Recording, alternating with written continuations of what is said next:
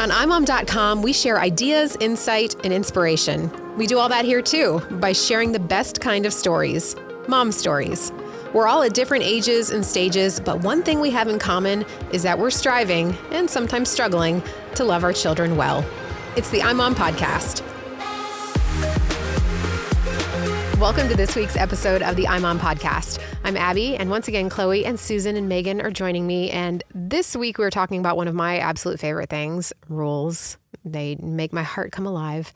And the story is from both Susan and Megan, and it's called Rules, Better Bent Than Broken. All right, Susan. Okay, so first, before I even dig in, I want everybody to understand I'm not talking about breaking God's precepts or breaking the law. I'm talking about rules that maybe you set up for your children or your family or socially. So these are rules for their protection, primarily.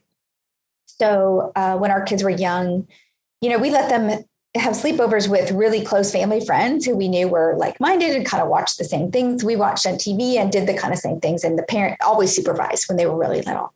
But as they got older, they started getting invited to slumber parties, which we pretty much would say no to unless we really knew the family and knew, who's going to be supervising them. Well, Megan was invited to a slumber party and she's pretty mature and she was getting things. I think she was like in 5th grade or 4th grade or whatever. But however, we heard that a babysitter had been hired to kind of stay with them the whole night. So the mom was kind of farming out her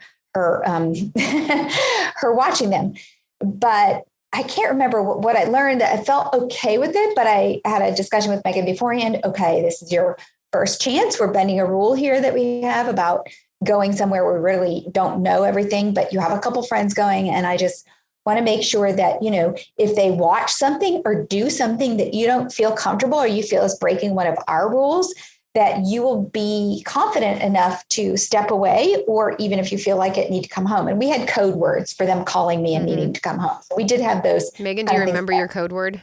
No, but I do remember calling because I was homesick or I didn't feel comfortable. So I don't remember exactly what the code word was, but it was more questions we would ask them so that they could just say yes or no. Yeah, gotcha. I would do all the talking. If I got a call from them, I knew there was something I was supposed to figure out. So I'd say, are you having a good time? And all they had to say was yes or no. So nobody would really know what they were answering. That's more natural. Do you want to come home? Yeah. I was Like when you're on a bad date. So then they would call either the parent or call whoever it was and just make up an excuse of why we had to come home so that we didn't have to be embarrassed in front of our friends. Did you have to do this a lot? No, I didn't. I got to a point where I was really only spending the night at friends' houses that I was really good friends with. But there were a couple instances where I went to a girls' slumber party or something like that. And I just didn't feel comfortable and I knew I wasn't going to sleep at all. And so I stayed late and then I just had them come pick me up before everyone went to sleep. Gotcha. There were a couple summer parties, I don't know if it was you or one of my other kids, where I flat out said, you know what, she really wants to come, but we have some things we have to do the next day. So I'm going to pick her up late. And it was the plan from the get-go that they weren't going to spend the night, that I was going to come get them at 11 o'clock at night. So this particular summer party, though, she was there. The babysitter was the one watching everybody. Correct. And they decided to watch Titanic, which Megan had known because it had come out, I think, that year and it's a big deal. And I had said, no, we're not going to go see that. I, of course, saw it. But I knew it wasn't appropriate for them. It was scary. It was, romantic. It was promiscuous, and it was not happening for our kids at that age. So when I went to pick her up the next day, the sitter, who I think was a really sweet girl, said, I just want you to know I was really impressed because we watched a movie and Megan aside said, I'm going to go upstairs and play in her room. Is that okay? I really shouldn't watch this movie. Oh, Megan. what a good kid you are.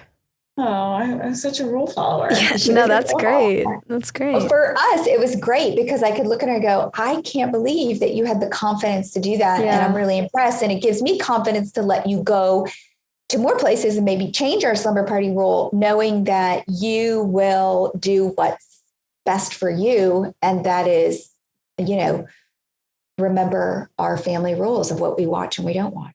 So kind of along with the theme of the episode, like there are times as parents that we can change rules, and we have to change rules as we see our kids grow up. I mean, you can't have the same rule for a 15-year-old that you're going to have for a 5-year-old. So then, Megan, how did that play out for you? Well, and one other thing I was going to say too is I can't remember if this preceded the Titanic watching experience or after, but I had gone to another slumber party at some point, and they were watching a movie that was rated something that I knew was, I don't know if it was like PG-13 or I don't know what it was, but it was a movie I knew I wasn't supposed to be watching, and it ended up being a scary movie.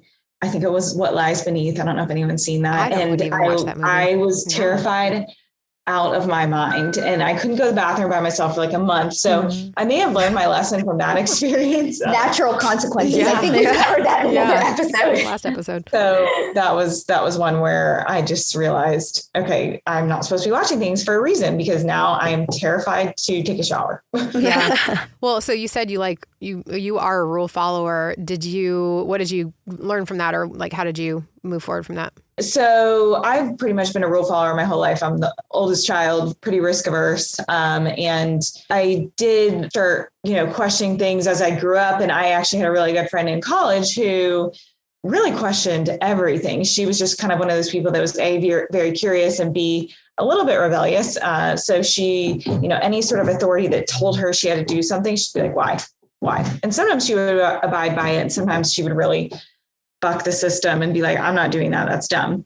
Well, when I got into college, I was elected into a executive position of a club, and the advisory board, who were adults, much more senior, I want to say they were in their 50s or 60s, they were telling me as a college student that I had to stay in Gainesville for the summer. I went to University of Florida, and I had also that summer gotten an internship with Chick-fil-A corporate, which was in Atlanta.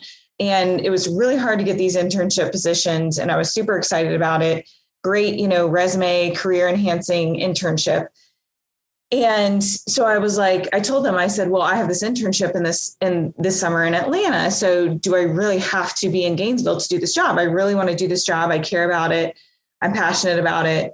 But I really think with technology these days, I can do it remotely. This is pre-COVID, but we did have the technology. I'm not that old. We did have the technology to be able to, do things remotely and plan everything I needed to plan remotely. And so I just kind of questioned that rule. I said, why do I have to be in Gainesville? I understand that it was a rule previously because we didn't have the technology we had now, and you did have to be in town to plan things and get things ready. And they were just like, no, that's just the rule. And I said, well, then I'm going to respectfully have to decline the position, which makes me really sad, because I do really want to do it. And so I was really upset about it. So I wrote a letter or an email, not a letter, golly, we did have the technology email. So I emailed our national. Damn, for only a nickel. Yeah, exactly. So I emailed our national advisory board and just kind of explained to them the situation and said, I really want to do this job. Can I do it remotely from Atlanta? And they said, I don't see why not. And so I said, well, my local advisors are telling me that I can't do it. I have to be physically present in Gainesville. So they actually changed the rule, because I sent them an email and said, and so they allowed me to do both, which I'm really glad I was able to do both. But it was, I wasn't super comfortable with it, because like I said, I'm a rule follower and I respect authority, and I respect that, they know what they're doing, and that's why they're in that position. But it was kind of one of the first times in my life where I really had to fight the rule and fight the system, because I didn't think it was a purposeful rule anymore. I think that's the cool thing about when your kids see rules change based on their behavior, is that they understand why you have this rule. Because if they understand why you have the rule, and then they see the rule change and they understand why they earned the privilege of maybe the rule going away or bending, as you said, then they begin to have the confidence that, hey, rules can change. Sometimes they need to change, but what is best for everybody? What is best for me? Does this rule really have a reason, or am I able? And the reality is, kids have to self-regulate when they're adults. Right. We live in a world where we have access to anything we want to our fingertips. You have to learn to self-impose rules on yourselves, or we would all be addicted to all kinds of stuff on our phones or whatever. Yeah. I mean, So I think that's the fun part about watching, a child who understands rules, the reason behind the rule, and then understanding when they're ready to open the door to exploring beyond that rule or self-imposing again the protection of the rule. Chloe, were you a rule follower or were you a rule rebel? I was a rule follower. Yeah. There were a couple times I rebelled, but I instantly regretted it. Susan, you strike me as a rule rebel. Is that true? I am a pleaser and overachiever, but I liked to push what I thought was right. As a kid or as an adult? As a kid, I like to try new things. I like to do different things. Now, I have to say, my mother was really good about letting me push boundaries. Mm-hmm. My dad was more authoritative, but I like to push. So not in a bad way. I can't say I was always like trying to do bad things. Yeah. So did that pleaser come out when you would like maybe push it a little bit, but then be like, see, it worked out? Like, did you look for the affirmation after? Yes, but I can't say that my mother was probably always right and allowing me. I could tell a really bad, not a bad story, but back then, I don't know if we want to leave this in. The drinking age was 18. And I looked older. Like, of course, girls, we put on hair, hair, makeup. And I lived near Fort Lauderdale. I grew up in Hollywood, Florida. So the Fort Lauderdale Strip was the place for spring break back then. And my friends and I could get into the bars. I mean, they just, we were 15, 16 and we could get in the bars. Now, that being said, I was in performing arts. I loved to dance. I mean, I danced 2 periods a day in school. Dancing and drinking. She was going so she could dance. So the funny thing is, I didn't really drink. It wasn't drinking for me. We liked to go. This was Saturday Night Live movie had come out. It was disco. It was clubs. It was dancing. And so I the first time I remember, some friends said, let's go see if we can get in. And we got in and we had a blast. We didn't try to drink. I didn't try to drink. I had the car. I came home and I looked at my mom and I said, so I went to Big Daddy's tonight and had a great time doing it. No, that's the name. That was the name. Big Daddy's Lounge. And she looked up to me. She said, you had fun? And I said, yes. And she said, did you drink? And I said, no, I wanted to dance and I danced. And she goes, how'd you get in? And I said, they just let us in. And she said, well, and she let us. She like never tried to stop me from doing it ever again. Wow. Dang. Wow. Yeah. But my mom was, it was a different era back there. So she wasn't trying to animals. And we'll be posting a picture of Big Daddy's in the show. Big Daddy's is a new sponsor of the I'm On podcast. And my disco hairdo, my yeah. I don't know if you want to leave that in, but. Oh, I do. I love that. I do.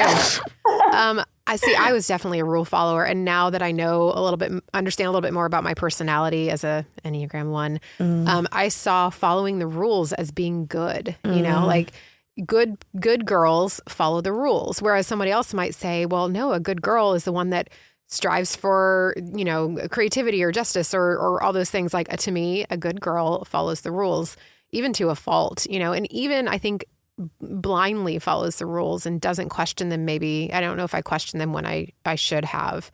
I remember my parents or my grandparents came into town when I was in 2nd grade. They flew down from Wisconsin for my first communion. And my mom will retell this story to this day. She says, you walked out on the patio, you saw them, you got excited that they were there, and you said, I hope you know I'm not missing school because you're here. Aww. I said, I'm not going to not go to school, because to me, going to school every day was important. And they showed up like on a Wednesday. And so that would mean, I'd have to miss 2 days of school. But I said, I'm not going to miss school. So I don't know. I think that we want our kids to follow the rules, but not blindly. We want them to learn how to determine when it's okay. And that takes guidance from us. I did the opposite. I sometimes encouraged my kids to skip school with me.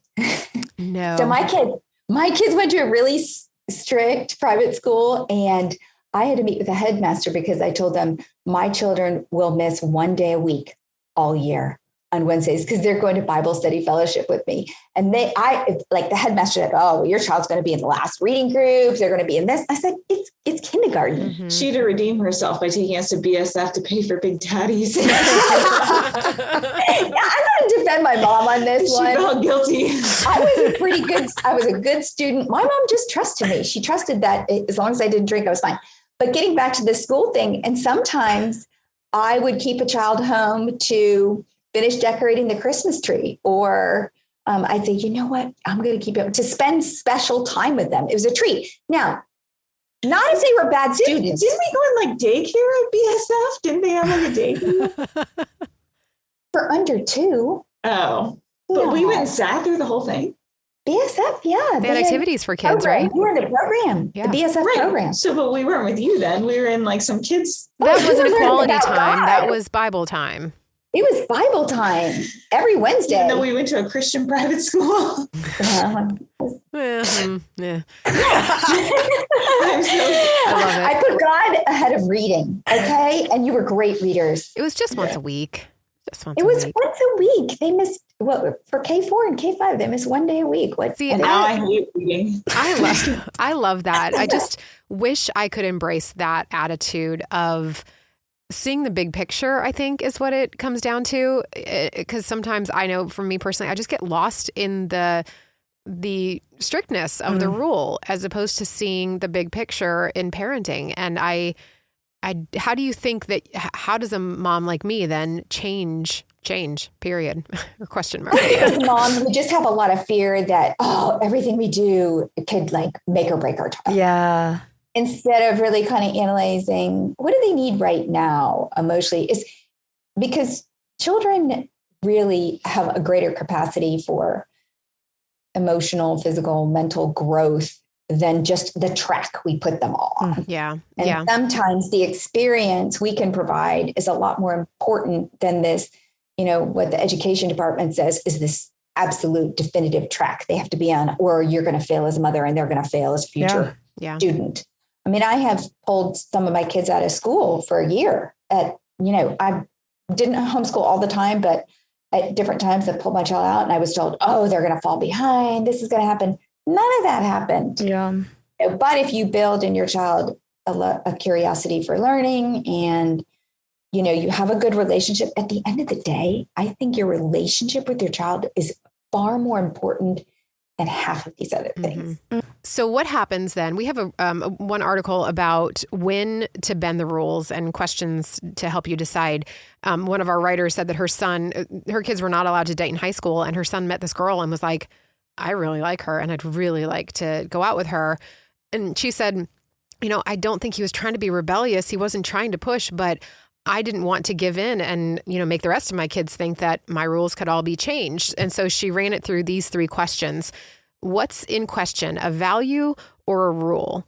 And she said he wasn't questioning the value of, respecting a girl or not rushing into relationships. For him, it was just the rule. The other one is this child questioning all authority or just this one rule? And she said he was a good kid, so it wasn't everything. And then the third one is, how will this affect our relationship? And is that worth it? And I think she said something like, he really liked this girl. She seemed like a really sweet girl. If I pushed back so much, it was going to put a wedge between the two of us. One thing I love to do is put the burden on the child. For example, I tell my kids, the law is you can get your learner's permit at 15. The law is you can get your license at 16. Whether you will be able to do that depends on whether you show us you can handle the responsibility. So sometimes a rule is really, shouldn't ever be some of them permanent things. It's you show me you're ready. You may drive at 18 and your sibling may drive at 16. It's really up to you.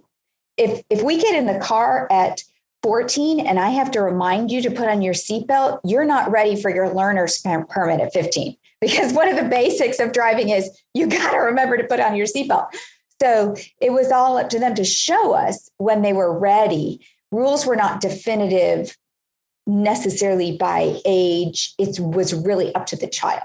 And what a sibling could do didn't mean that another sibling would be under the same rule. So I agree with, I think Lisa wrote that article that it was okay to change the rule if the motive of their heart was correct, if they had shown the maturity that they could handle it, if the person they had chose to date was really a great person. Who knows? This could be the person they would marry at 18. They did end up getting married. That's how the story ended. Was that they got married. Yeah. So sweet.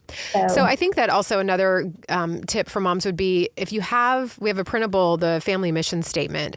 If you have a family mission statement, or if your kids know your family's values, especially if you have them written down, then that is a good measuring stick for them when they're determining whether they could press on a rule or whether it's time to bend a rule, ask you to bend a rule. And I'll put a link to that in the show notes also. Anybody I have anything? another example. One of my boys had a lot of self-control, and one of my other sons was adopted. And like I said, had a lot of things in the background. My one son could play video games. So what is that war video game that everybody plays? I can't remember. Call of Duty? Yeah, Call of Duty. Yeah. So one of my sons could play that and the other son could not.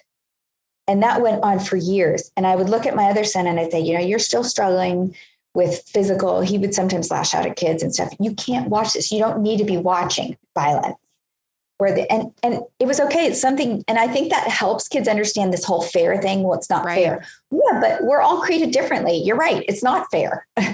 But we have to know ourselves and know what's safe for us to do and what's safe for us not to do. Right. You got to learn that early. You can't parent every child the same. Right.